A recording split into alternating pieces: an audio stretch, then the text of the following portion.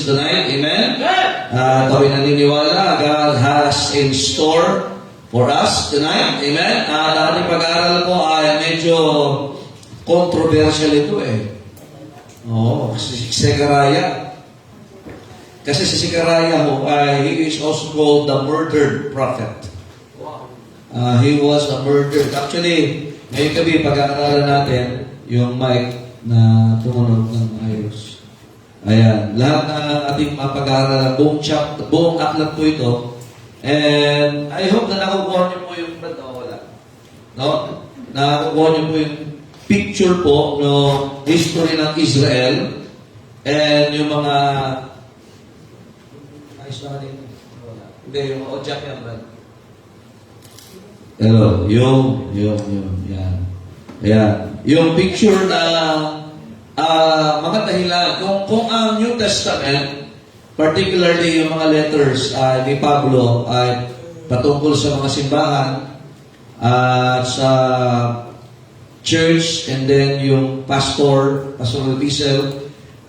Ang Old Testament naman, most like kaya niyan is an address particularly dito po sa kalagayan ng mga Hudyo. Amen?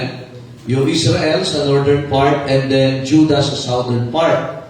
So, makita natin, every prophet has a distinguished messages. Wala. Pakiyan lang. So, titinan mo natin yan. So, ngayon pong gabi, open your Bibles please to Zechariah. Amen. Zechariah chapter 14 and we will be reading verses 16 to 21. Ayan. Zechariah 14, 16 to 21. Okay? Nandiyan na po ba kayo? Okay. Responsive reading po tayo. Verse number 16. And it shall come to pass that everyone that is left of all the nations which came against Jerusalem shall even go up from year to year to worship the King. Ito yung pagkatapos na po ng tinatawag na battle at Armageddon.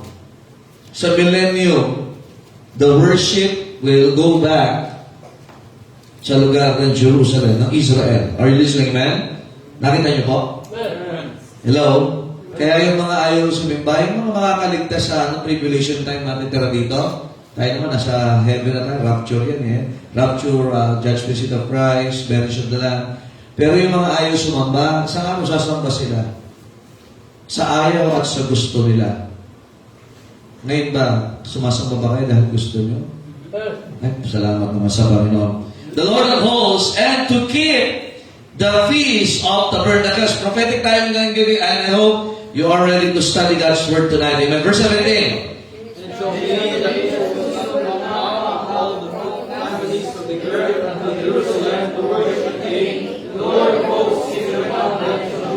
Walang parusa pag hindi pumunta.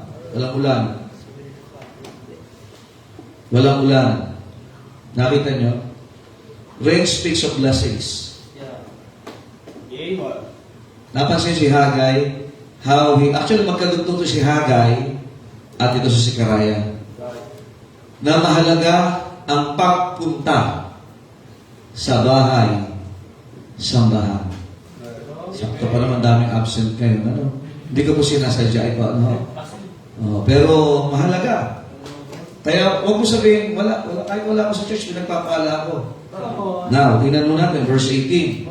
And if the family of Egypt go not up, and come not, that have no rain, there shall be wala nang ulan, may sagot pa. The plague.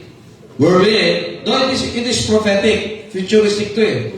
Wherewith the Lord will smite the heathen that come not up to keep the feast of. Kaya ang hindi pagpunta sa simbahan, in Hebrews 10:25, gaya ng iba. Napansin niyo po? Because ang pagpunta sa simbahan is to keep the feast. Are you listening? Amen. Of the tabernacles. And remember, tabernacle pictures and it typifies, ito yung kumakatawaan sa ating Panginoong Jesucristo. At ang hindi lang pupunta doon, yung mga galing ng Egypt. Ano ba ang Egypt? Ibay? Picture of what? The world. picture of the world, picture of sin. Kaya hindi lang pupunta sa simbahan because of that. Hindi pupunta sa Jerusalem in the future because of that. Ayaw ng Panginoon niya. Verse number 19 kayo po.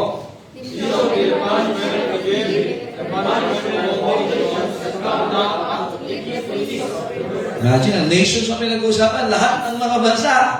Di ba, United Nations ngayon, grabe, nagsalita yung Prime Minister ng Israel, si Benjamin Netanyahu, nag-alisan sila, there will come a day, hindi sila uubra na ganyan.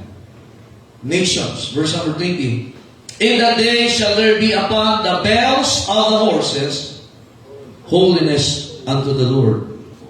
And the pots in the Lord's house shall be like the bowls before the altar. Mamaya, maganda, makikita nyo na ang Panginoon, kung paano mo sinasamba ang Diyos simbahan, kahit sa kusina, dapat ganun ka rin sumamba sa Panginoon, ganun din ang buhay mo sa Panginoon.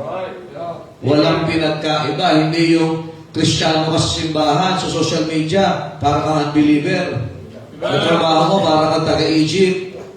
Dapat parehas lang. Napansin niyo po? Holiness unto the Lord. Verse number 21, last verse.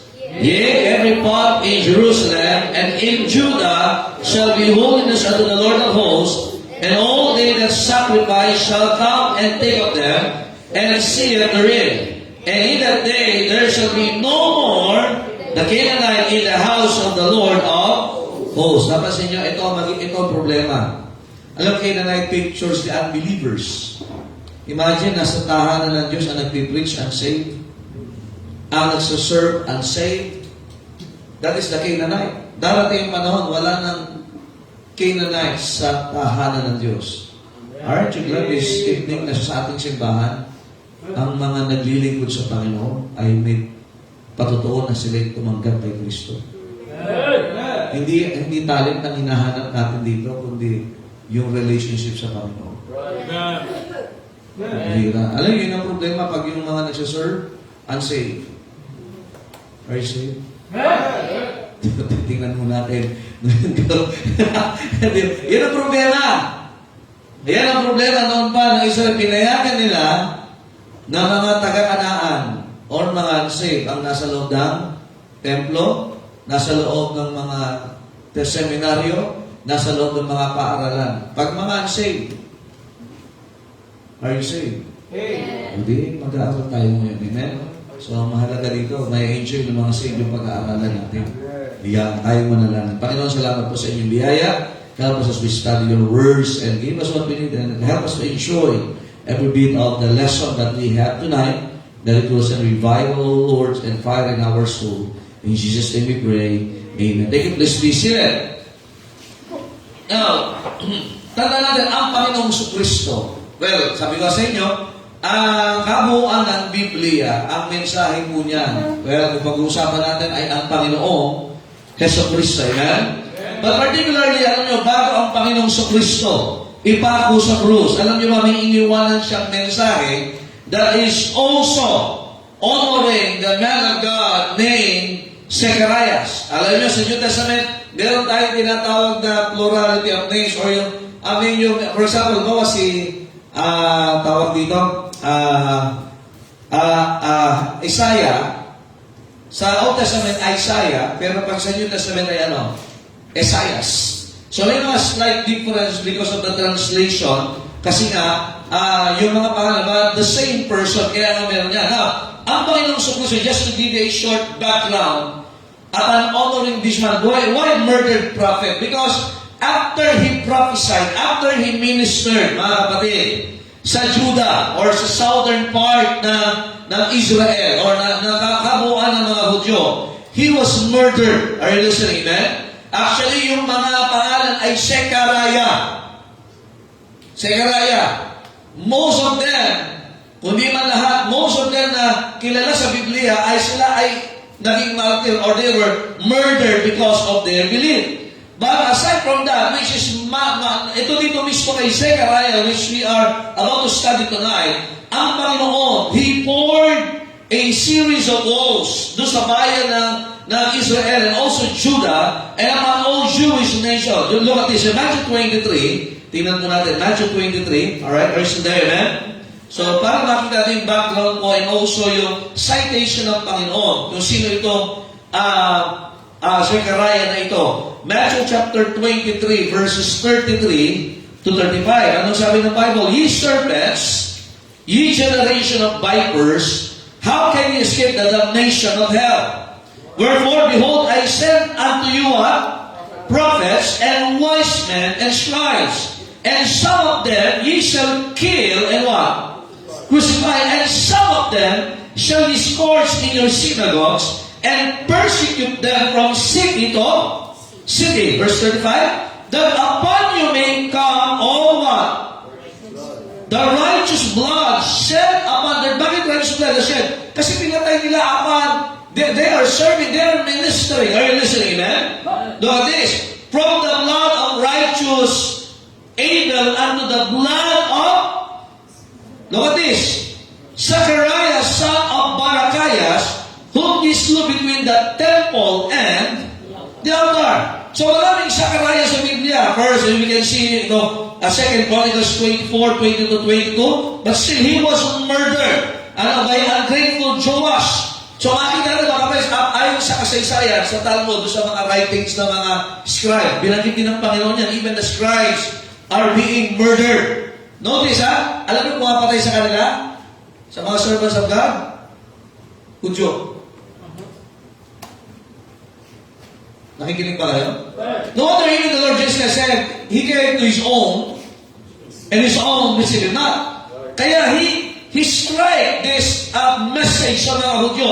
Whether you are from Northern Kingdom or from Southern Kingdom, you are a Jew. Sa ayon sa kasaysayan ng mga Talmuds, mga kapatid, itong blood ni Zacharias na ito na pinatay ni Joash, ilang taon na kumukulo-kulo pa yung buhok, di mo kumukulo, nagpababol yung dugo, hindi kagad na tuyo. Are you listening? Kaya even sa book of Revelation, sinasabi ng Panginoon, ng mga naunang martir, kailan mo kami paghihiganti, Panginoon? Ano sabi ng Panginoon? Vengeance is mine, said the Lord. Kasi the blood of those martyrs, the blood of those innocent, the blood of those righteous people, preachers from the time of Abel, hanggang dito kay Zechariah, they were what? Asking for justice. Amen. Are you listening? Amen. There was also, pero ang ating pag-uusapan ay si Zacharias or Zechariah, which is the son of Barachias. Yeah, doon. Kaya kahit mga pangalan nila. Amen? Amen. Barachias. Tingnan niyo po. Sa chapter 1 ng Zechariah, chapter 1, kaya para makita ho natin. Kasi yung tatay ni John the Baptist, anong pangalan? Zacharias or Zechariah. Similar silang dalawa, ha? Nakikinig ko, amen? So, para hindi tayo malilito. Now, in verse number 1, Zechariah 1:1. In the 8th month, in the 2nd year of Darius, king or the Lord unto Zechariah, the son of Berechiah, the son of Iddo, the prophet, saying, so makikita natin Berechiah or Barachias. So, ito yung nakikita natin that may mga slight differences pagdating ng New Testament because of their names. Amen? But nonetheless, mga kapatid, ang pinag-uusapan natin, lahat ng Zechariah or Zachariah sa kilalanan sa Biblia na binanggit na mayroong ginampanan at ang kanilang ginampanan ay magbigay ng salita ng Diyos, particularly sa mga Hudyo. Nakikinig ba kayo, amen? Lahat sila ay naging martyr. They were murdered. Actually, itong si Zacharias, the son of Baruch, he was killed by Zelos. Yung naman si Zacharias, pinatay ni Joash. Ito naman si Zechariah na ating pag-aaralan, the son of Berechiah or Barachias, he was murdered between the temple and the altar. And imagine, ano ba ang trabaho nila? It is for them just to give the word of God. That's why they have shed literally their blood. Kaya pagdating ng Hebrews, hindi pa naman kayo nagdadak ng dugo para sa inyong pagtindig sa pananampalataya. Etong mga nauna, sila talaga ay nagbuho. Sila talaga, they have shed blood because of the Word of God. Amen. Ngayon naman, yan, testimony natin, yan, nakaka-bless yun. Imagine, may mga tao na kinikilala yung ating pananampalataya. Amen? When you worship God in public and private, you can promote God in public. Amen? Pero makita natin, ito si Zechariah. This Zechariah, they are willing to shed blood because of their word na inilatag at nilagay sa kanilang Panginoon. Which is the word of God. At ibigay ito sa mga Hudyo. Alam niyo ba, ngayon, mga kapatid, the church is being, or the church was given the opportunity to hold the precious word of God. Nandiyan po ba kayo? Imagine sa tinatawag na Dark Ages, pinag-aralan natin dito yan, di ba? Yung 1,200 years. Baptist people who held the faith, ano sabi ng Book of Jude? Which was once delivered unto the saints. The faith which was once delivered unto the saints. These people, na Old Testament, they shed their blood. Ang pinapangaralan nila is what? The Jewish people. Are you listening, man? Now, in our time, pagkatapos ng Panginoon, pagkatapos sila Pablo, ay we are now preaching the Word of God to the Gentiles. But the shed blood, mga kapatid, ang ating tagapagligtas, He shed His blood for us. Believers in the past shed their blood because of the preaching of the Word of God. Amen. Now, makita natin mga kapatid, in this time, Zechariah was one of them. But as we study in the life of this person, alam niyo ba si Haggai, yung ating pinag-aralan last week, si kumparing Haggai. He was the one who gave emphasis, binigyan ng diin, yung pambihira, kayo tapos sa ang bahay ninyo. Kakaunti, almost 42,000 plus lamang ang bumalik from Babylon to Jerusalem. Makikinig ba kayo, amen? No, ang dami-dami lang, maraming nagpaiwan. Kaya nga doon sa Psalm 126 talagang they that turn again from the captivity. Kaya hindi sila lahat bumalik. They are not interested. Going back, ang dadan nila ay puno ng gumata, sira yung templo, and then yung mga bumalik, they tayo na yung mga bahay nila, pero ang templo ay wasak. So Haggai encourage them. Haggai preach to them. Haggai prophesy to them. Dahil hindi tama, consider Him. Consider your ways. Consider nyo ang ganda ng bahay nyo. Maayos ang buhay nyo. Ang templo hindi maayos. Now, He encouraged them at natapos po yung templo kahit napilitan po yung iba. Nandiyan po ba kayo, man? Now, natapos yun. Now, Zechariah, when the temple was finished, tingnan mo, Zechariah 14:21, yung binasa natin kanina, may problema naman. Natapos nga yung templo. Nakikinig ba kayo? Ito naman ang problema. So verse 21, sa last part, and in that day there shall be no more. Second part, nakita niyo? The Canaanite in the house of the Lord. Natapos nga, Haggai encouraged them. Haggai pricked their hearts. At kinusa, dapat itayo ang templo. Ayusin, i-repair ang templo. Okay, napilitan na ayos. Nag-consider naman. Kaya lang ang problema ito. Sino yung mga naglilingkod sa tahanan ng Diyos? Canaanite. Nandiyan pa ho ba kayo? Canaanite is a picture of an unbeliever. Tanda natin, dyan galing sino? Ha? Are you listening? Yan yung pinuntahan ni Abraham. Nakikinig ba kayo? Canaan. Nakikinig ba kayo? Noong panahon nila Joshua, sino namamahay sa Canaan? Heathen unbelievers. In the time of Zechariah, sinong nasa templo? Sinong nasa tahanan ng Diyos? Unbelievers. And even sa time ng Panginoon, nasa sinagoga, sino mga naandyan? Unbelievers. Ngayon, sino mga naandyan sa libutan? Nagtuturo, unbelievers.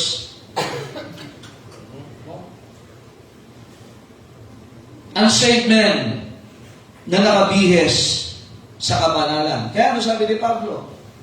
Having the form of godliness, but denying the power. Kaya hindi ibig sabihin may Bible, hindi ibig sabihin nakabalong, hindi ibig sabihin na maganda ang tindig, ay dapat ka nang makinig. Are you listening, man? These people might be what? Canaanites, unbelievers, dressed in a priesthood. Amen. Di ba ang daming ganyan ngayon? Amen. Tama ba? Amen. Teachers. Pero sabi ng Panginoon, Darating ang panahon sa millennium, wala nang unbeliever sa loob ng tahanan ng Panginoon na naglilingkod. Kaya nakakalungkot lang, tinan nyo, yung mga Canaanite gusto sa templo. Yung mga Hudyo ayaw sa templo. Parang mga believers, ayaw sa templo. Ayaw sa simbahan. Okay sa trabaho, pero hindi okay sa simbahan. Zechariah loved that place. Kaya hindi ito kasing ganda nung ginawa ni Solomon. Naalala niyo po, amen? Wala nang tatalo sa ganda nun. Napalitan ng Herod Seven, pero hindi pa rin gaganda yun. But still, it is a temple. It is the house of the Lord. Pero makita natin sino nando. Kaya nga, alam niyo ang ating, listen to this, kaya mahalaga, do not just look for talents. Ang tinitingnan natin, save ba yung tao yan?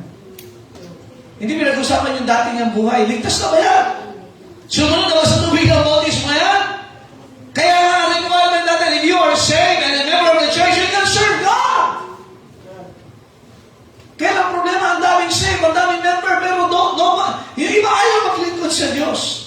Kaya sabi ko, tanong, saan tayo kukuha ng susunod na Bible student? Sa pamilya ng unbeliever? Sino tayo susunod sa mga next preacher natin dito? Next choir member? Next Sunday school teacher? Next dentist? Next musician? Namaasar? Sino? Drivers? Unbelievers?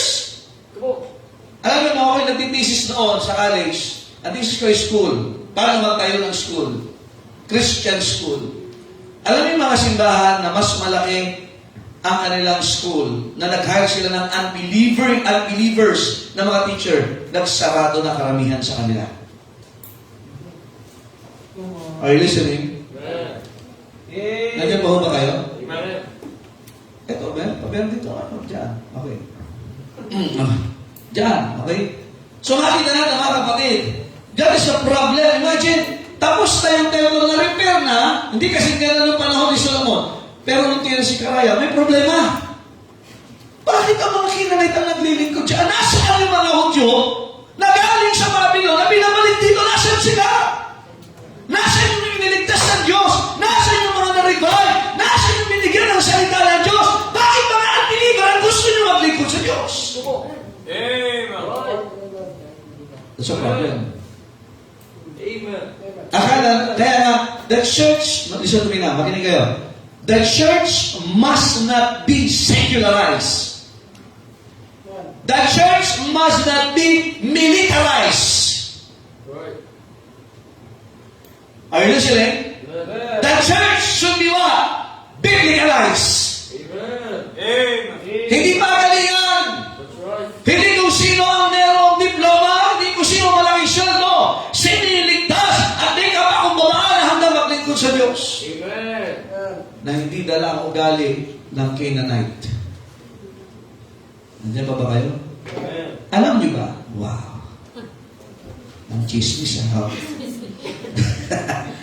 Yung mga bumalik, tandaan natin, yung mga nasa Babylon, naindap na sila sa negosyo doon. Nakikinig ba kayo? Because all roads leads to Babylon. Sentro. Maunlad. Pag gusto mong pasyalan, may mas matindi pa sa Noah. Hanging Garden of Babylon. Wow, ganda ng mga kabalit. Pag tinignan nyo sa yung zigurat na tinatawag, ang ganda. Saka, ay sa historya, napakaganda. Entertainment-wise, ang ganda ng Babylon. So, bakit pa kami babalik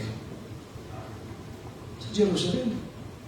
Parang ngayon, marami nag-enjoy sa mundo. Ba't pa kami babalik sa church? Ba't pa kami babalik sa ministry? Ay, ang saya-saya dito sa Babylon! Kaya out of their attendance, out of their population, 42,000 plus na! Less than 50,000 na ang bumalik! Amen. Amen. Maraming nag-enjoy sa Babylon, hindi matindi, na ano na na-Israel, na yung temple, ayaw di maglingkod ng mga Hudyo, na na! Amen. Their population, 42,000 plus na bumalik. Out of 42,500, bakit mga unbeliever ang nasa templo? Ayaw mong mga anak ng Diyos. You see the problem? Nandiyan po ba kayo? Alam niyo yung problema, yung 42,000 na nakabalik. Alam yung ibig sabihin ng Canaanite? Are you ready? Trader. Hindi yung trader. Trader. Ano sa Tagalog yung trader? Mga negosyante. Mangalakal. That is the word Canaanite means or emphasize. Kaya sila hindi na nagbabalik. Anong problema nila mga kapatid? Na-enjoy na nila yung kumikita sila kahit wala sa templo ng Panginoon. Hindi ba yun ang problema din natin ngayon? Supposedly dapat yung trabaho, blessing. Pero hindi makagawa ng paraan kasi gawa mo yung trabaho sila. Canaanite attitude. Matindi ito mga kapatid. Ano tuloy tayo? Ulitin ko. Yung galing ng Babylon, 42,000 na yung bumalik plus. Ang matindi na i-repair. Sabi ni Haggai, dapat ayusin natin. Consider your ways. Ayusin natin. Naayos. Ang nakita naman nasa loob ng ministry, ang believers. Yung mga believers ayaw. Gusto lang makinig ng music, gusto lang mag-enjoy sa church, pero ayaw lang mag-involve sa church. Gusto lang naman ito, wow, may 300 attendance sa'yo, wow, may 500 attendance sa'yo, pero walang sinusundo. Hindi siya soul winning. Trader. Kaya pag ako hindi ako. Kaya iba, kaya ako nagsisimba kasi binibless ako ng Diyos. Paano pag walang blessing? Nagsisimba ka pa rin. Ugali ng Babylon.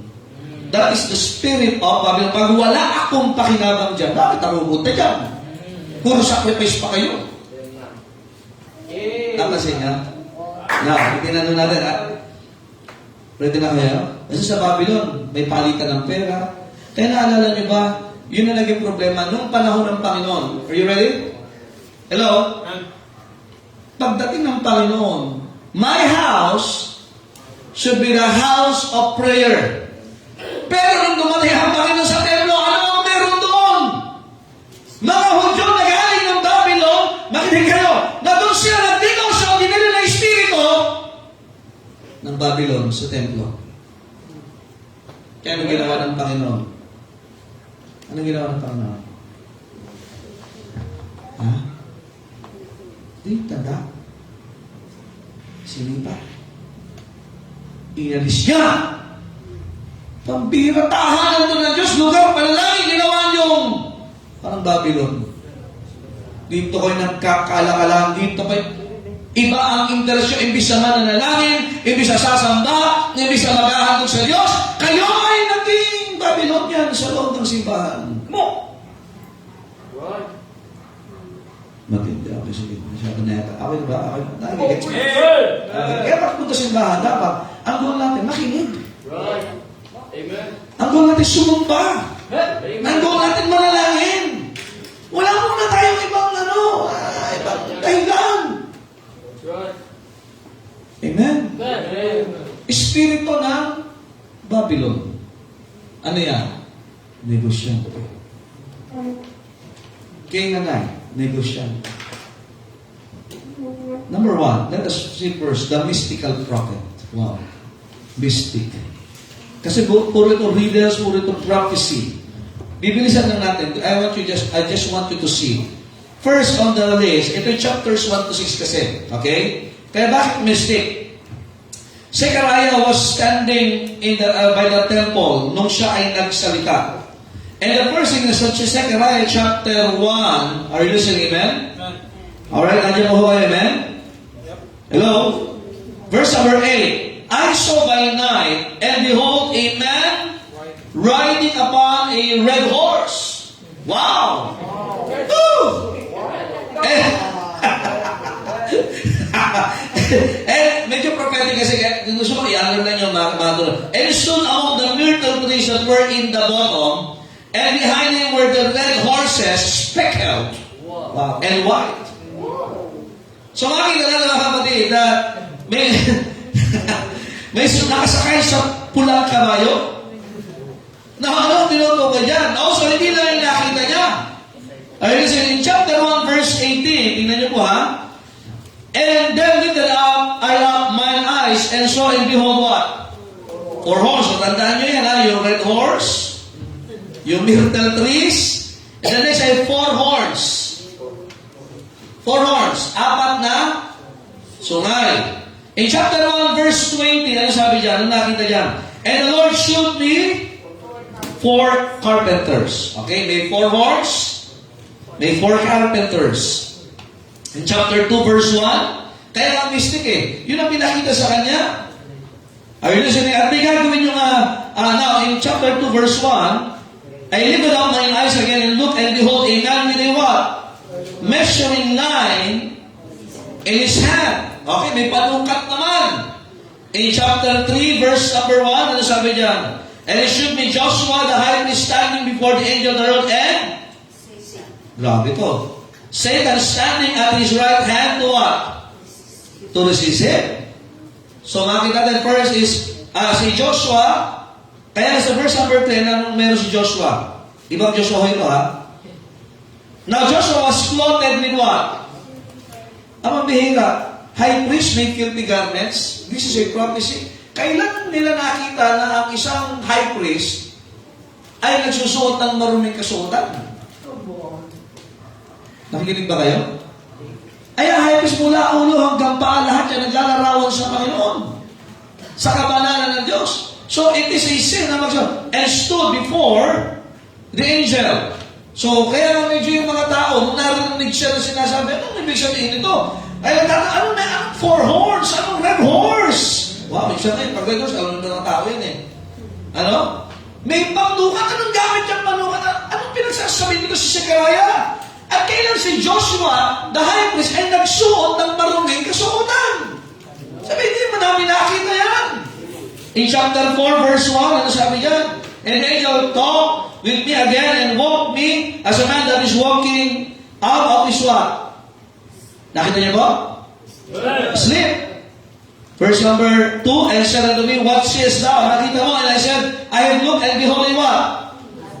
Candlestick. Are you listening? Hello? Siyempre, pag may candlestick, meron niyang lampstand. Are you listening? Apoy, siyempre. Chapter 5, verse 1, ano sabi niyan? Then I turned and lifted up my eyes and looked, and behold a what? Flying roll. Hindi po yan yung Rolls Royce, ha? Hindi rin niya, tawag doon, yung lumpia, roll.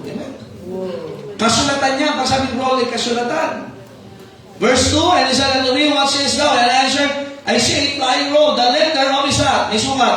20 cubits, and the breadth thereof 10 cubits, kasi laki na tabernacle. Nakakita na kayo ng gano'ng kalaking kasulatan? Sige nga, sige, ikaw makakita no. Nagtataka yung mga tao, yung mga Hudyo, ano pinagsasasabi nito sa Zechariah? Kailan tayo nakakita ng nakita niyo ba? Ito yung fly, lumilipad yung, hindi po yan yung kay Aladdin maliit lang yung carpet lang yun Pero yung sukat ng isang tabernacle, yung blueprint ng tabernacle, lumilipad pa. May nasisiraan na yata ito sa Zechariah. Siyempre, may nakasulat na flying roll Kung lumpia roll nun, wala. May palaman yun. Are you listening, amen? Hello, hindi lang yan. But also, mga kapatid, sa chapter number 5, verse number 6, and I said, what is it? And he said, this is an epa. Nakakita rin ng epa? O yung aling epa, yan yung tinatawag na ang tawag doon? Pansadlok. Di ba dyan sa tansa, may bilihan ng mani. May lata yan. Ano tawag siya? Takal, ayun, takal. Hirap kasi Tagalog Verse 7, and behold, there was little of a talent of lead, and this is a woman that sitteth in the midst of the epa. So makita rin, ang daming pinakita sa kanya, verse 6, chapter 6, verse 1, ganun din. Nakakita mo ng 4 chariots. Are you listening? Ang dami. And also, pagdating ng chapter 14, pinakita naman Canaanites in the temple. Na, ang pinapakita ng Diyos dito, itong visions na ito, ay yung kalagayan ng Jerusalem at yung mangyayari sa Jerusalem. Okay, first. Ready na kayo? Yung nakasakay sa red horse, ay hindi ho lasing yun. Okay. Now, pinapakita ko dyan mga kapatid, na dati pag sinabing red, it pictures war. There would be a war in Jerusalem, in Israel. Particularly, tinutukoy dito, ay yung tinatawag na all nations. Now, tandaan yung four horns. Ready na kayo? Ulitin ko ha. Kasi noong una, ang Diyos hindi na natutuwa sa Israel, hindi na rin natuwa sa Judah. Ang ngayon, hindi na rin siya natuwa sa mga Gentiles. Kasi grabe ang ginagawa nila. Now, yung four horns na tinutukoy, it talks about the four world powers. Yan yung prophecy ni Daniel. Babylon, Persia, Greece, and Rome. Lahat sila ngayon, they are harassing the scattered Israel. So yun din yung nangyayari. Yung mga Assyrian, Babylonian, Canaanites. So lahat ng mga nations, ang problema dito, hindi lang yung mga Hudyo, but even yung mga Gentile nations na nakapaligid, hinaharas nila ngayon ang mga tao ng Diyos. Amen. Nandiyan pa ho ba kayo? Amen? Now, kaya nga, nung panahon na ito, now, the four carpenters, yan naman ang kaparaanan ng Diyos. Yan ay mga instrumento sa Diyos, ng Diyos. These are these world powers. Akala ng world powers, yung apat na yun, sila may control sa kanila. No, it's God. Right. Nandiyan pa ba kayo, amen? Ang Diyos pa rin ang may control. Kaya ngayon sa ating bansa nangyayari, relax ka, huwag kayo mainit ang ulo. Yeah. Come on. Yung iba, gusto nyo makila mag-comment sa mga yan. Okay ba? God is in control. May tamang timeline panahon ang Panginoon. Nandiyan mo ba kayo, amen? Huwag mong sirain ang panuto mo dahil sa mga yan. Are you listening? Now, the vision of man na mayroong measuring line, may panukat. Hello? Sinusukat mga kapatid ang Israel. Kaya nga sila ay sinusukat ng Diyos sapagkat they will be destroyed, but they will be also revealed in the time of the millennium. Nasira nga sila eh. Kaya nga nag-iwahiwalay sila. Kaya yung sukat. O, tandaan ito, sukat na ito ha. Paranaque. Sukat. Ito yung sukat ninyo, measuring line. O ngayon, mawawala yan. O ano, wala na ba kayo? Kaya nga, inihintay ngayon, prophetically, babalik sila eh. Ibabalik ng Diyos yung pagsabay. Minasa natin kanina. It will be restored. No, kaya nga pagdating ng millennium, ang pagsamba, doon na lahat. Wow, glorified body. Bilis natin makakarating doon. Dati kailangan ng plano, Brother Rudy. Dati kailangan maging kagaya ng Saldi ko ng daming helicopter. No? O, kasi naalala nyo yung mga disciple ng Panginoon, dapat? Kaya nung nagpakita ang Panginoon, kaya sa 1 John chapter 3, we shall be like Him. This body will be glorified at kaya nang pumunta ang mabilis. Kung saan-saan. Para si San Goku, amen? Kaya that's a reality. Are you listening? Nandiyan ba ba kayo, amen? Now, kaya the vision of the high priest, the branch, which is the Lord Jesus Christ, kaya makita na yung kalagayan nila. Iba papalitan ng kalagayan ng pagdating ng Panginoon. Yung lapsa, mga kapatid, magkakaroon ng pagbabago sa puso ng mga Israelita. Bakit? Tandaan natin, papadala sino? Si Moses, si Elijah, 144,000, and there will be what? Salvation and revival. Sa kabuuan ng mga sa tribulation. Wala na tayo dito noon. Kaya there will be a change of heart. Ngayon, ang tigas nila, di ba? Tama? Ang tigas nila hanggang ngayon, pero palalambutin yan. At babalik po na yung babae po na tinutukoy dyan, it talks about the Babylon. Kaya naalala, may aklat ako dyan, Babylon Mystery Religion. Na tinutukoy nila dyan is the Catholic Church. There would be one world religion, one world government, one world monetary. At ang pinaka-leader nila is the Antichrist. Meron din Trinity ang Antichrist eh.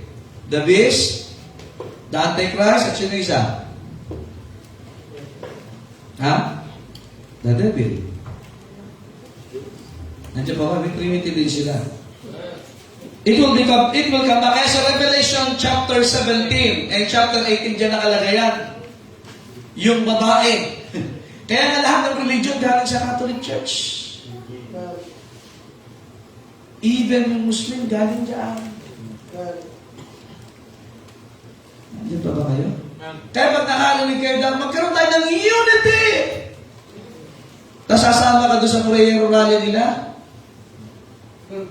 Babylon. Come on. Yung mga baptist sumasama dyan. Tapos, ano pa sila? Naalala niyo ba dati? Ganyan pa sila. Oh.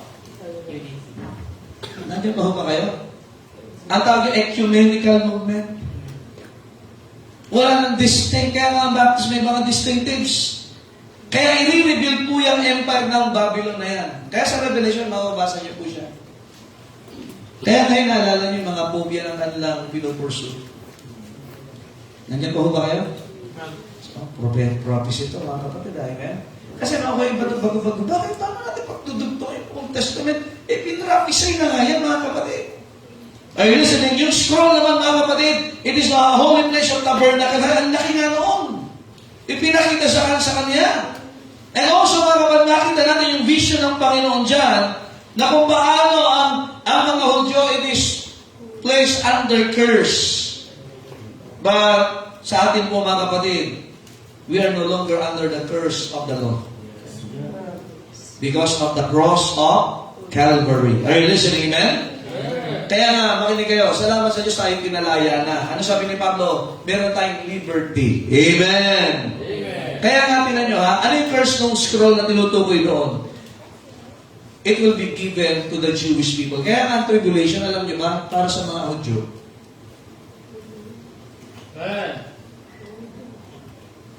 Who is the tabernacle in the Bible? Sino ang nilalarawan ng tabernacle talaga sa Bible? It's the Lord Jesus Christ. Ay, ayaw nilang tanggapin! Kaya nga para sa kanila ang tribulation.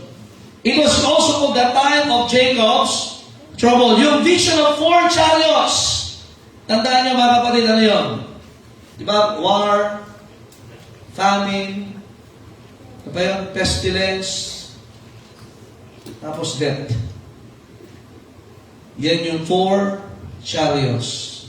Pagdating ng Revelation, 4 horses. At yung paborito ni Jake, red horse. Amen. Now, it was a vision of the Lord of hosts going forth to war. Kaya nga, ang climax yan is sa Valley of Megiddo. Kaya yung Valley of Megiddo, pag pinag-aralan nyo, para siyang mangkok. Mangkok. Ano yung mangkok? Yung bowl. Tapos meron niyang yung Jordan River, kadugtong. Tapos yung Jordan River papunta ng Red Sea. Kaya yung Red Sea, prophetically, talaga mapupuno ng dugo yun. From the Valley of Megiddo. Sabi ng Book of Revelation, yung dugo ng mga kabayo. Kasi babalik pa ng kabayo, all nations eh. Hanggang bridle. Alin bridle? Busal? Alin busal? Yung sa bibig ng kabayo. Sapunan natin. So, it will be hanggang bridle. And nagdadalo yun doon sa Jordan River, direction ng Red Sea. Kaya it is prophetic. E magtatanong iba, bakit Red Sea? Hindi naman Red Sea. Kasi it was prophesied already. Nandiyan pa ho ba kaya yan? It was given by God. Amen? Kaya magpasalamat tayo mga kapatid that we will not experience that. Kaya nga, it was mystic for the Jewish people. Para manig ka unbeliever. Di ba dati nung hindi pa tayo safe, pag nabanggit yung Revelation, natatakot na yung tao. Ha?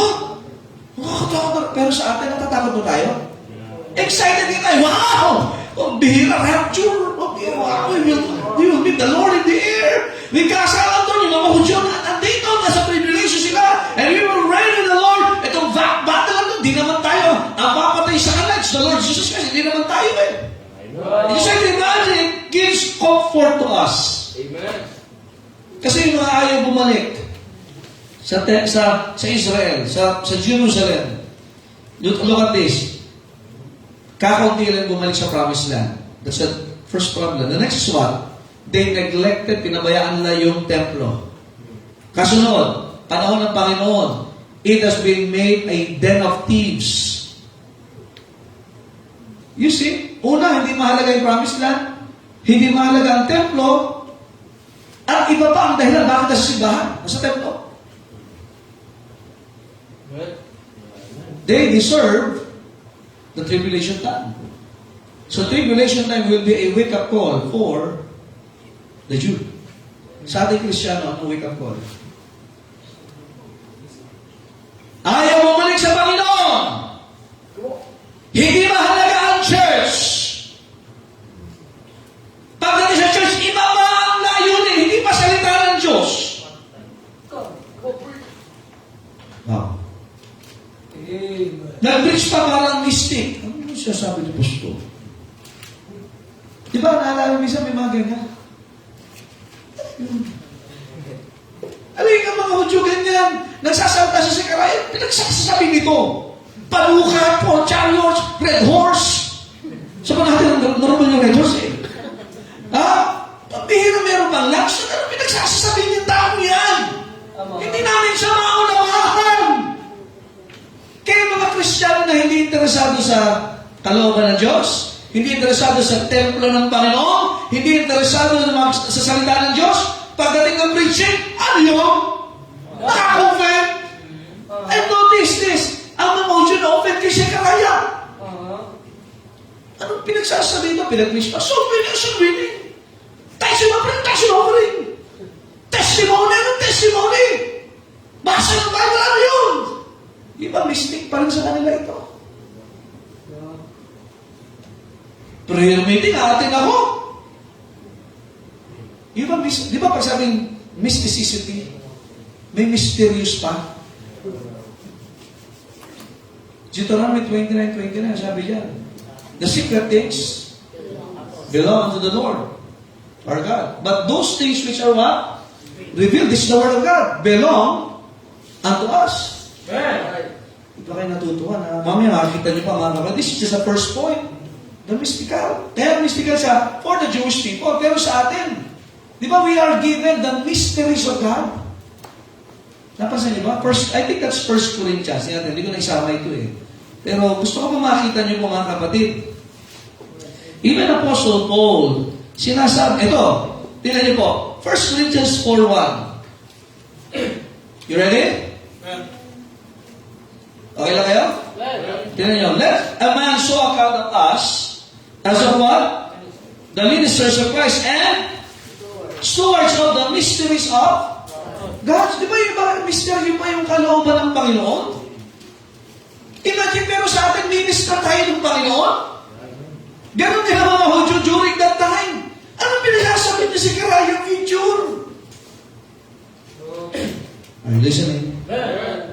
Kaya kasi alam mo ang problema nila, dahil nila ang espiritu ng Canaan, ng Babylon. Ito ang espiritu nun eh. Ito po ang espiritu nila. Kaya ang hirap sa kanila ng kalooban ng Diyos. Ang hirap sa kanila ng salita ng Diyos. May pera ba dyan? Ba't ako mag-offer? Gusto ko ng spiritual na bagay. Dapat. Nandiyan pa ba kayo? But we have been what? Made the ministers. And what is it's stewards of the mysteries of God. Sa kanila, sa mga tao hindi pa kilala si Kristo, misteryo. Pero sa atin is what? It's a revealed will of God. Kaya na-enjoy natin eh, amen? Amen? Kung sa inyo na-enjoy, ako na-enjoy ko ito eh. Amen. Sa atin hindi na mystic ito, hindi na mystery ito eh. Revealed na nga eh. Kaya di ba kaya nandito ng prayer meeting, naniniwala ka sa power ng Diyos to the prayers?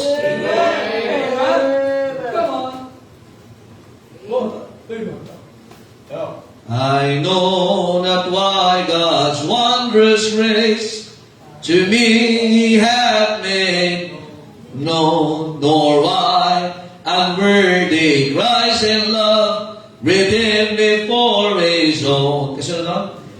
But I know whom I have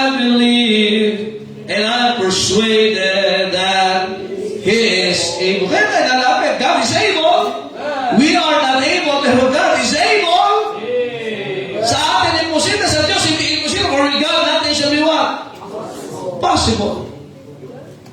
So, kaya ang gusto ng Panginoon is to cultivate a personal walk with Him. Kaya makikita natin si Karaya, no? Ganun yung tingin sa kanya. A mystical prophet. Para sa atin dito, ano yung Bible? Ay, testimony natin yan. Kung nandito kayo kanina. Anong binabasa mo? Yan ang ginagawa, mag-free time. Maganda yun ang ginagawa, free time. Nagba-Bible reading. Hindi nag-ML, hindi nag-ano pa, Roblox. Hindi ko ano-ano nga pagka-free time, kung ano pinagkakagawa mo kasalanan.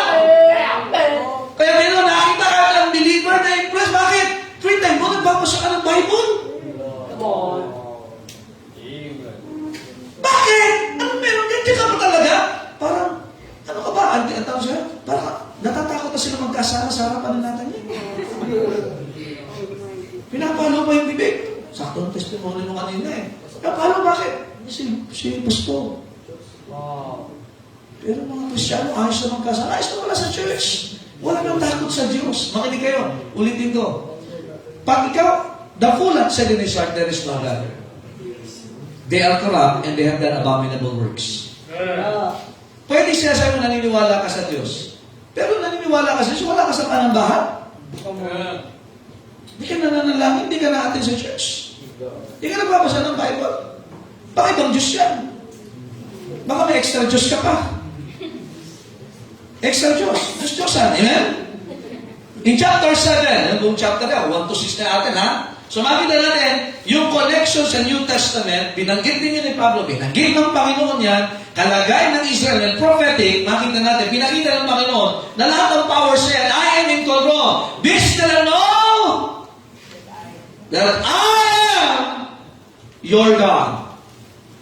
Wala sa panahon, sa kasaysayan na nawala ng kontrol ang Diyos. Kaya kung sakaling may problema ka, good news, God is in control. He knows what He is doing. We might not understand it, pero alam na Diyos ang ginagawa niya. Tayo hindi. Sabi nung kanta ng Jewel, God makes no mistakes. Kaya lang, wala yan tayo isang kumanta dito. Nandito pala. Wala dito isa. Nasa Los Baños. Amen? Alam mo nga, ito sabi ko may mga kumakanta dito. Saan totoo sa inyo yan? Tingnan nyo yung kanta ng choir, the church. Mas wala ka sa church. Anong title lang? Ang church tao. Yung iba, nasa bahay lang. Naka-short lang. Nakahiga, nagsasabay pa. Ang Babylon at ang church. Number 2, the ministering prophet. Chapter 7. Tingnan nyo. Alam nyo ba ang pinutukoy niya sa chapter 7? Lahat yan ay makinig ng makinig. Tingnan nyo ha. Utos ang Panginoon, verse 3, and speak unto the priest. Sabihin mo sa kanila, that which were in the house of the Lord of hosts. Verse 5, speak unto all the people of the land. Are you listening? Sabi, nagpa-fasting kayo? Nagpa-fasting ba kayo para sa akin? Verse 5. Kayo ba'y kumakain? Para sa akin o para sa inyong sarili na? Verse 6. Hello? Kumakain para sa sarili niya, hindi na para sa Panginoon. Ano sabi ni Pablo? Whether you eat or drink, do all for the glory of God. Para sa Panginoon ka talaga, para sa sariling pangarap. Verse 7. Should ye not hear the words which the Lord hath cried by the former prophets? Di ba dapat nakikinig ka? No. Right. Ikaw ba nabubuhay ka para kumain para sa sarili mo? Hindi ba dapat nakikinig kayo? Verse 9, thus speaketh the Lord of hosts, saying, execute true judgment, show mercy, compassion unto his brother. But ito ang problema, verse 11. Nag-minister siya. Paano siya nag-minister? Speak. You preach. You share the word. Kaya sabi ko sa kanila sa mga stay-in, pag kayo pumunta sa isang lugar, mag-iwan kayo ng salita ng Diyos. Hindi tayo kailangan ng tao, kailangan nila salita ng Diyos. Kahit isang verse lang yan. Kahit isang prayer man lang yan. Sabihin niyo kalooban ng Diyos. Hindi tayo. Ang Diyos ang kailangan ng tao. Kaya prayer, no ministering. Hindi tayo minister sa kanila. Di ba tayo napapasalamat pagpunta tayo area? Ito po ang kalooban ng Diyos. Wow, amen? Amen. Yan ang trabaho ni Zechariah. Kaya lang ang problema, verse 11. But they refuse to hearken. Hindi na nakinig. Makinig kayo. Ang hindi pakikinig ay pinili mong hindi makinig. Hindi po yan aksidente. Ito kasi na, umabot pa. Umabot pa. Alam mo, isa kasunod. And pulled away the shoulder. Alam mo yung ano? Inisbilan pa, you know? Ayaw na makinig.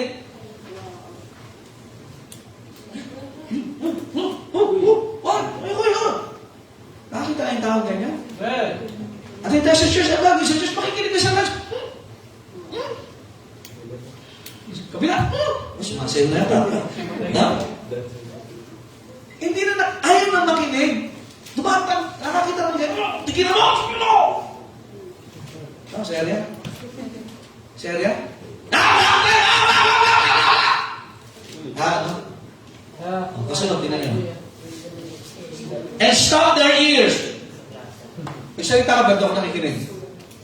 Kasunod, that they should not hear. Verse 12, yet they made their hearts as a... Ano yung pinakamatigas yan? Adamant stone, lest they should hear the law and the words which the Lord of the hosts had said in his spirit by the former prophets. Therefore came a great wrath from the Lord of hosts. So kailan nagpadala ang Diyos ang puot niya? Pag hindi na nakikinig ng salita ng Diyos. Right. Genesis chapter 6, lahat ng kasaysayan nag-ugat sa pag-ayaw ng tao sa pakikinig ng salita ng Diyos. That's right. Amen. Kaya lang sinasabi, ang lahat ng problema natin nag-ugat sa kakulangan ng salita ng Diyos. Hindi nga kakulangan, may salita tayo ng Diyos eh. To make it exact, sa pagtanggi nating makinig at sundin ang salita ng Diyos. Amen. Diyan, makinig kayo. Lahat ng problema, diyan nag-ugat. Bakit sila naging matakaw sa pera? Kumakain sila, nagtatrabaho para sa sarili nila, hindi na sa para sa Panginoon. Hindi na sila nakikinig eh. O makinig kayo. Ito warning. Pwede kayo, nakikinig po kayo. Pero once na magbago na ang iyong ugali sa pakikinig ng salita ng Diyos, ang daming mawawala sa buhay mo. Right. Amen. Tingnan nyo, nawala sa Israel. Ano nawala kay Ebat Adan? Kinanta na nga, Ebat Adan, no? Nawala, ang dami. Israel, anong nawala? Pagkamundo, ang dami niyong alam. Na minsan ang pakikinig ay hindi na ano eh. Hindi na mula sa puso, kundi ano na lang. Chore. Ang chore, yung household chores. Wala, kailangan eh. Kailangan mag-church eh. Yan, alam mo, delikado ka pag kaya na lang ang isipan mo. Kasunod yan, di na ako mag-church. Ayos kami naman pala. Come on. Eh, pares na ako. Boy, kumakain pa ako. Eh, siya sabi ni si Christ sa kanila, kayo ba'y kumakain lang para sa inyong sarili? Come on. Eh, ayaw nang makinig.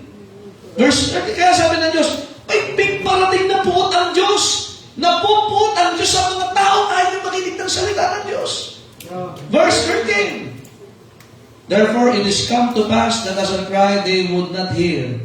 So they cried, and I would not hear, said the Lord. Ano? Nung hindi sila nakinig, makinig kayo, ito, matindi ha, nakita niyo po yun, talata, guhitan niyo. Nung sa panahon na sabi na, hindi na kami makikinig sa iyo, Panginoon.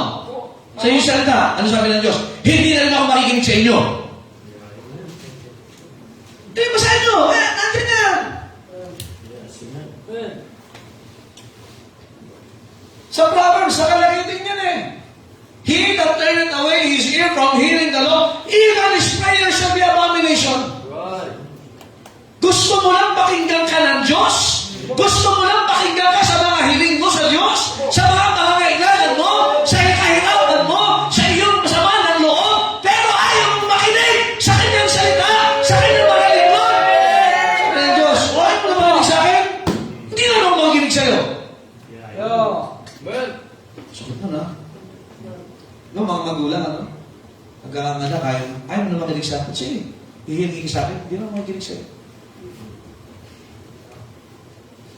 Kaya lagi magkaulam yan. Tutog na kayo eh. Sayang yung bagbiyahin ng mga taga Cavite City. Uuwi lang kagad tayo dito. Enjoy natin ito. Tagal nila sa kalsada. Sa may cementerio pa. 3 years, 3 years. Talagang tiniis nila yun para makapakinig ng salita ng Diyos. Ilang oras kayo? Ang akin, alas 5 pa kayo malas na. 5:30. Akala may 7, 2 hours ang biyahe nila. Wow. Para lang makinig. Humabol talaga kahit late. For the word of God. Ito ulit ko ba? Nasa Bible ko, wala ko sasabihin sa inyo na walang backup ng word of God. Sinabi ng Diyos sa kanila, sige, pinili nyo kayong makinig sa akin. Hindi na naman makikinig sa inyo. Sa Proverbs chapter 1, nakalagay din yan. Are you listening? Amen. Yan ang laman ng chapter 7. The ministering prophet. Bakit? Gusto niya na makinig sila ng salita ng Diyos para pag sila'y nahirapan at naandyan ulit ang pananakot. 3 beses na ako pang Babylon eh. Pag humingi kayo sa Diyos, humiyak kayo sa Panginoon. Pakinggan niya kayo. He can deliver you. Walang nang pinangako si Karayan na ako maglilid sa inyo. Hindi. Ito sabi ng Diyos. Ito sabi ng Diyos. Kausapin mo. Di ba tayo nagpapasalamat na yung mga mangangaral, yung mga nangangaral, hindi tumitigil? Kausapin mo sila. Sabihin mo yung itong gusto mo. Ito ang kalooban ko. Sabihin mo yan. Sabihin mo yan. Sabihin mo yan. Tapos sabi ng mga tao, ano yung sabi mo? Anong ganito? Ininom yun eh. 4 horse? Ano nakakita ko ng 4 horse? Sa Bible may unicorn. Hindi yun yung kabayo na mystical. Ang unicorn yun yung mga hippopotamus. Tama ba yung ano? Tama? Hippopotamus. Yung ilong natin, hippopotamus. Flat. Amen? Now, lastly, the Messianic prophet. Pag sabi Messianic on the word Messiah, chapter 8 to chapter 14. Lagyan maganda. Ang sinabi dyan, are you listening? Amen. Ang mensahe po dyan, mga kapatid, is all about the Lord Jesus Christ. Are you listening, man? Yan, chapters 8 to 14, lahat po yan. Particularly sa pagbabalik ng Panginoon at kadugtong ng prophecy ni Prophet Daniel. The Prophet Daniel. Sinabi niya yung unang pagdating ni Kristo at ikalawang pagdating ni Kristo. Yan ang naman yan. Nakikinig po ba kayo, man? Binanggit din po niya, mga kapatid, yung ginawa nitong si Antiochus Epiphanes na naghain ng... Anong ginawa ni Antiochus Epiphanes sa kasaysayan? Naghain ng baboy sa templo. Ay, baboy talaga yun, mga kapatid. Prophecy ni Daniel. Gagawin din nila yan. That they would... Ang tawag dyan is... Ang tawag dyan?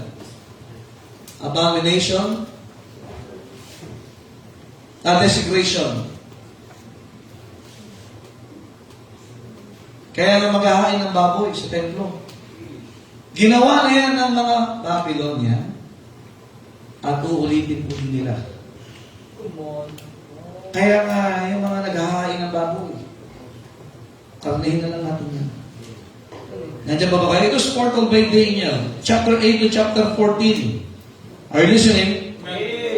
And also Zechariah foretold, dahil sila'y tumanggi at kanilang nire-reject ang Panginoong Kristo. Imagine ako, binenta ang Panginoon, magkano? Ni Judas? 30 pieces of silver, halaga ng isang alipin.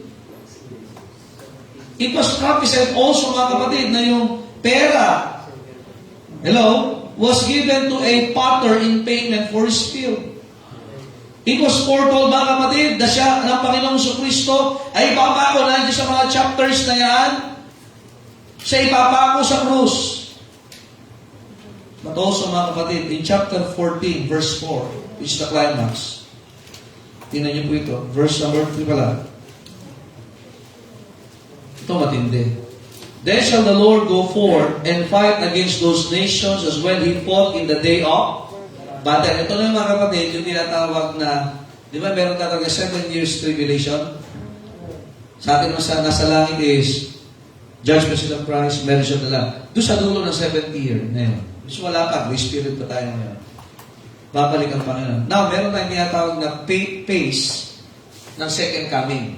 First, Jesus Christ, He will come for His saints. Amen. Particularly, hindi na sa saint, but He will also come for His bride. For His saints and for His bride. The church. Are you listening? Now, 7 years dito sa mundo, tribulation time. Pero sa dulong yun, babalik ang Panginoon. Now, He will come with His saints. Revelation 19. Kaya magkadugtong ito, mga kapatid. Pinrapi siya ni Zechariah. Kaya ang ganda ho nito, mga kapatid. Pag talaga nakita ko, bilang ganun pala yun. Tayo nag-ano dito, nagbimiro tayo dito, mga kapatid. Tinan niyo sa verse number, all nations will come. Are you listening? Sa Israel. Are you listening? All nations. Bakit nakakabayo? Eh, wala na. Ano na? Wala nang gas. Because of yung mga calamities. Ngayon nga lang, di ba? Yung sa Cebu, yung mga daanan, wasak na. Hindi na makapag-transfer. Kahit bumaha, kanina may baha dito sa parting Mindoro yata, parang ano. Bukod po siya lang meron ngayon yung sa shear line, binaha na sila. Hindi na makadaan yung mga sasakyan. And there will come a time na babalik sa pangangabayo lahat. Pupunta sila sa bansang Israel. Ano kasunod? Tingnan nyo ha. Kasi, nagpaprophesy nila na ganito. May darating na alien. Ano ba yan ang pinapaniwala ngayon? Yes. 710. 711. 750. Puro sabihin ano? Pero, kaya natin hanggang ngayon sa Amerika, meron silang pag-aaral, may mga UFO na nagtayo ng mga pyramids. Alam nyo, pinaniniwalaan nila yan ngayon. At ang China ngayon, gumawa sila ng malaking, ano tawag doon? Hindi spaceship. Parang sa TV, ano tawag doon yung satellite. Ang laki-laki para makakonekta sila. Ang laki ng mga kapatid ha. Makakonekta sila sa outer space. Na ang mga mukhang alien ay yung laki mata dito. Makinig kayo, tatatawa kayo kasi nga, may aral tayo sa Biblia, pero itong mga ito, gumagasos sila ng mga ganyan bagay. Kaya gusto na bumiyahin na sa Mars ngayon eh. Kasi anong katabi ng Mars?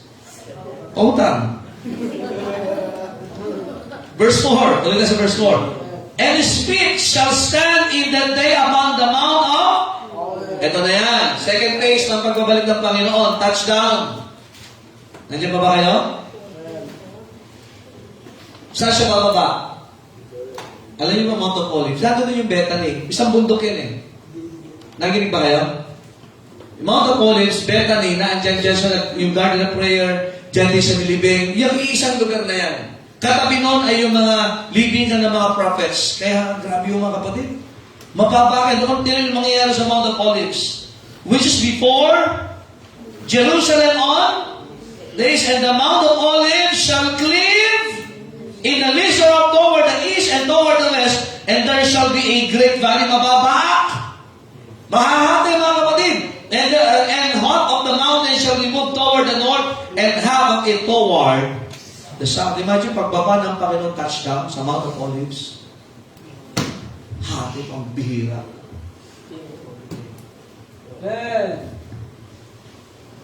Kaya magkakaroon ng renovation. I-renovate itong mundo sa pagguro ng Panginoon for 1,000 years. Alam nyo, anong mensahe ni Zechariah? Holiness unto the Lord. Anong ginawa sa kanya? He was murdered by the Jewish people. Nandiyan pa ho ba kayo? Leviticus 11:44, sabi ng Panginoon, Ye shall be holy, for I am holy. Also in 1 Peter, Be ye holy, for I am holy. Zechariah preached holiness unto the Lord. Lahat, kaya nga dapat ang kabanalan, sabi sa verse 20, and the pots in the Lord's house shall be like the bowls before the altar. So, lahat ng lugar dapat may kabanalan. Kaya doon sila, hindi na nila patid yung sinasabi ni Zechariah na prophecy, Ang matindi, binugin pa rin ayaw nila, kabanalan. Kaya may mga naiinis sa kabanalan eh. Yeah. What? Man. Di ba may naiinis? Amen. Kailan ba tayo nagturo ng mali dito? Come on. Kailan ba tayo naghihikayat ba? Dapat magkasama tayo. Ganun ba? Saan naiinis ang tao pagka pinag-usapan na yung kabanalan? Kaya nga sa Sikaraya, on the spot, magkatapos siya, pinatay siya. Di ba kapag kakabanalan, naiinis na open na yung iba? Yeah. Di naman kami ganyan? Come on. Di naman kami sobrang ganito? Yan din ang sinabi nila eh. Di naman kami ano? Sobra naman yan. Espiritu ni Babylon. Dapat banal sa simbahan, banal sa kusina. Amen. Kahit nagdadrive ka ng kotse, may kabanalan. Umaawit ka sa buwan, may kabanalan. Nagpupuri ka sa Panginoon, may kabanalan. Holiness unto the Lord. Man. And before, matindi. Darating, huli minsan, kasi last verse, darating ang panahon, dito lalo sila nainis. So yun na offense sila, hindi lang maunawaan. Ikalawa, binanggit ang kabanalan. Ito na, ikatlo, yung pinakahuli. Mawawala ng mga kinanay sa tahanan ng Diyos. Una siyang pinatay. Naalala yung pag-aaral natin, na even yung mga Sodomites na nirahan ng malapit sa templo.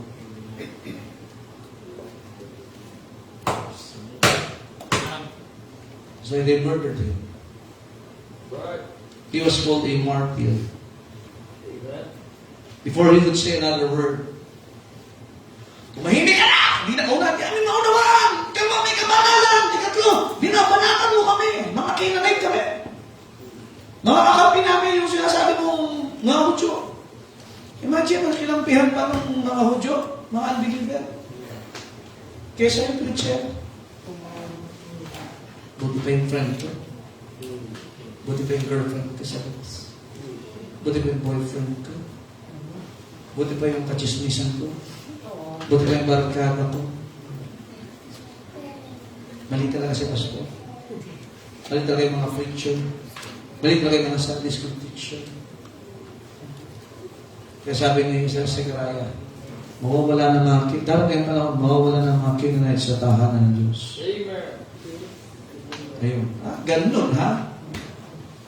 Kaya huwag na balang araw ng song leader natin dito. Ang believer. Ang mag-welcome crowd, mag-a-asya. Ang believer, mahikaw pa. Ang mga choir member, pumipitik ang kadaliri. Magaling na sa music. Wow. Pero, sira naman ang buhay. Come on. Unsaved. Mag-aasawa ka, unbeliever. Canaanite.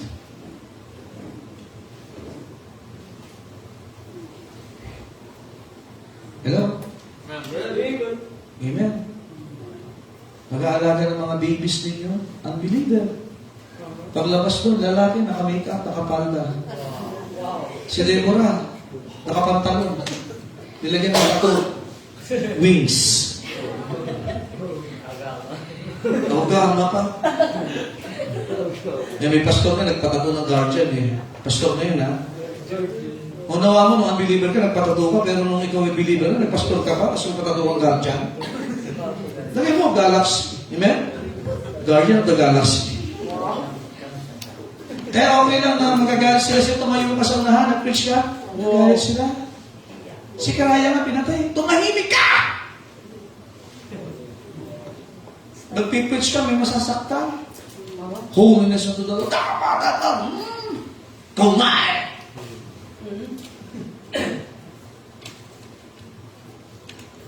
Kaya mga kapatid, pangit man yung dulo, pero maganda yung epekto. Yeah. Mystical prophet. Di na mga naman, but they keep on preaching. Ministering. Kausapin mo sila! You speak unto them! You speak unto them! You speak unto them! Amen. Kaya ayaw lang, pag hindi sila nakinig ng salita ng Diyos, ang mga nagtuturo, alam niyo, hindi nila pinakinggan ang Diyos. Sabi ng Panginoon, kung di sila makikinig, hindi na nila makikinig sa kanila. Ang bihira. Aba, matindi ito. So mga spoiled na Kristiyano, kahit naman ako ganito, naunawaan ako ng Diyos. Basahin niyo!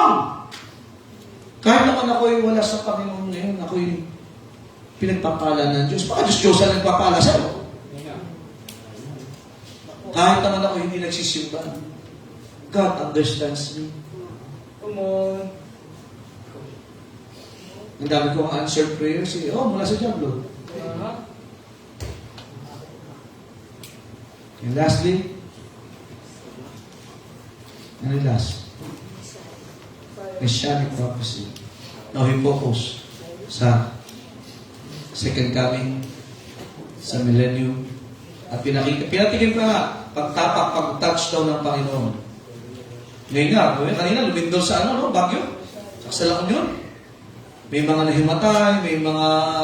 Kasi nasa taas yan nakakatakot naman talaga. Lalo pag ikinasa taas ang Pilipinas, lumindol, ay talaga ramdam mo yun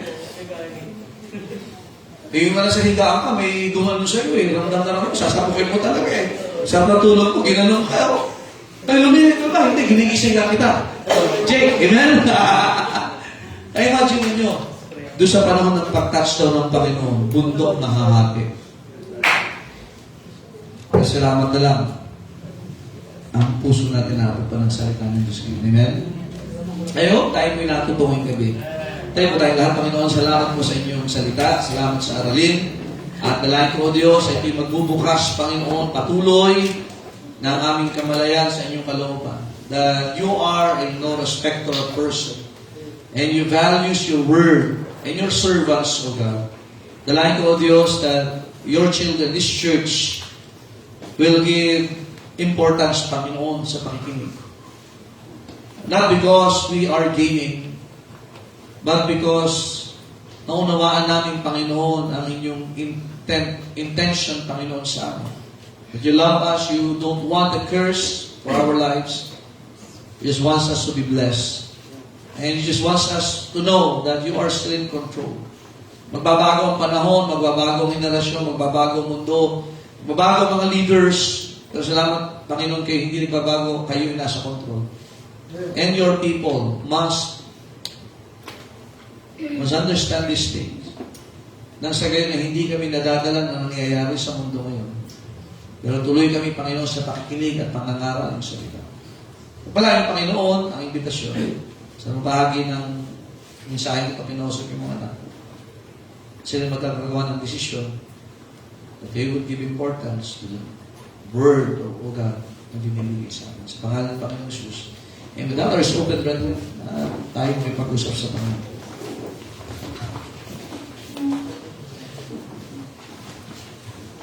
He was killed for a cause. He was murdered for a cause.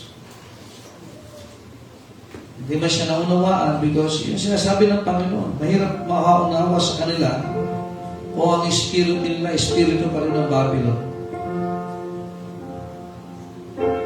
Dumating sa punto that they are not interested on the temple, they are not interested going back to the promised land. They made it a den of thieves. Zechariah prophesied. Zechariah ministered to them as God wants him to minister. It seems it was a mystical messages, but the truth of the matter is, hindi yan mystical. It is a message of God for them. Ang problema kasi gusto lang nilang pakinggan yung gusto nila.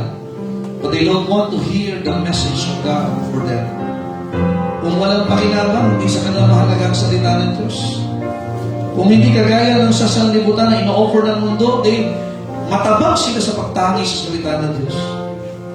But He continued to be a minister and prophet. Speak unto them. Kausapin mo sila. Kaya kung pinakausap tayo ng Panginoon through His Word, kausapin natin ang Panginoon.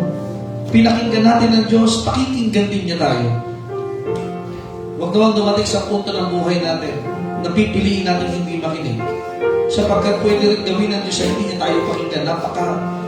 Napakapangit na kalagayan. And He also gave He was also the Messianic prophet. He preached about the coming, the first coming, the second coming of the Lord Jesus Christ. He gave the taste of the things that will happen in the future. Even Apostle Paul said, I have not seen nor you heard, neither have entered into the heart of man. Napakaganda ng hinanda ng Panginoon. But mas maganda yan if we will have the holiness of the Lord. We have the Lord Jesus Christ. That's why we are called saints.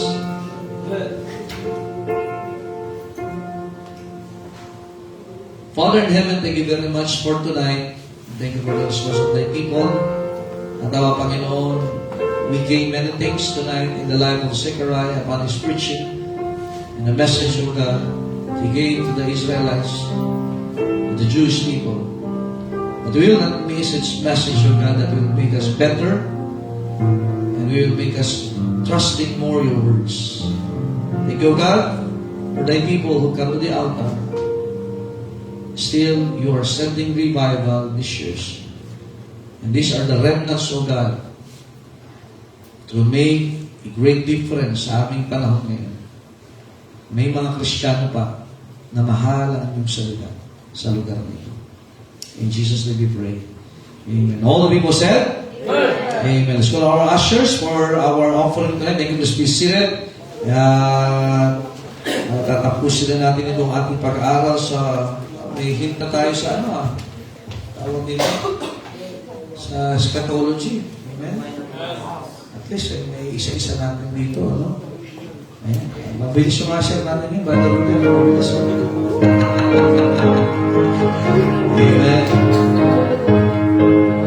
Alis pag nagkabasa ka ng Old Testament, ito yung na-enjoy mo ngayon. Ano ibig sabihin? Hindi na listing.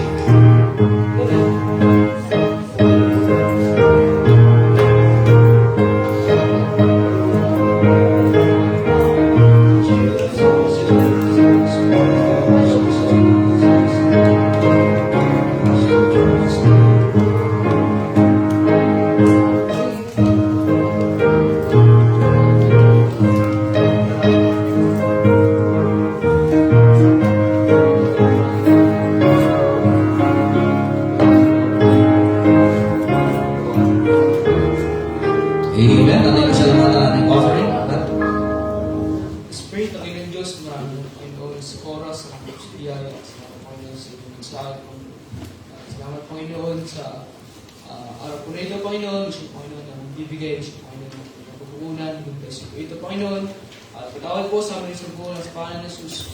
Amen. God bless you as you give.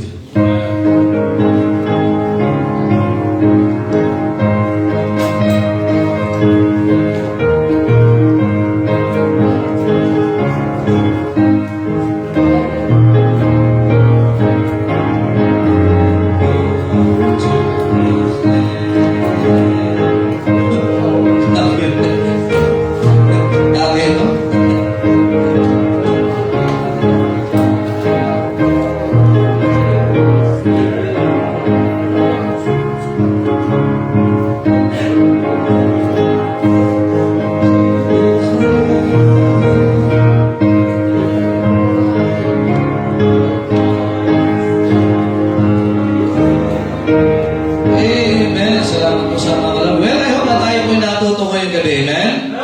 Wala pong practice ang kwan. Para maghahatid ulit si Anthony sa Cavite City. Tama, galing ka ng mga galing mo. Amen? Bago rin battery. Wow. Amen. Alright. I hope mga kapatid na kayo po ay nag-enjoy sa ating pag-aaral. Amen? Maraming isa na matuto talaga tayo ng salita ng Diyos. Amen? Talagang hindi tayo ignorante pagdating sa salita ng Diyos. Amen? Alright, tayo po tayong lahat. Salamat sa Panginoon. Are you happy tonight? Amen? Kaya magsara sa manalangin at Brother Rudy, kayo po mag-closing prayer, sir. Amen. The prophet sa ako. Tayo maglangin kakila namin Diyos. Maraming salamat Panginoon sa iyong salita ng pakinggan sa pastor ng namin. Ang i-bless at buhay po ng Panginoon. Kung may magiging musda. Kayo niyo po, Lord, sa aming pag-iway-walay, ingatan niyo po ang bawat isa. Kailangan po na yung Panginoon, umalis ng tahan. Itas, wala yung sa pangalan ni Jesus. Amen. Thank you. God bless you. And magandang gabi. Shake hands. Amen. See you this coming Saturday and Sunday. Ingat po. Ingat. Saturday, for members, maging maaga po para sa inyong practice. God bless.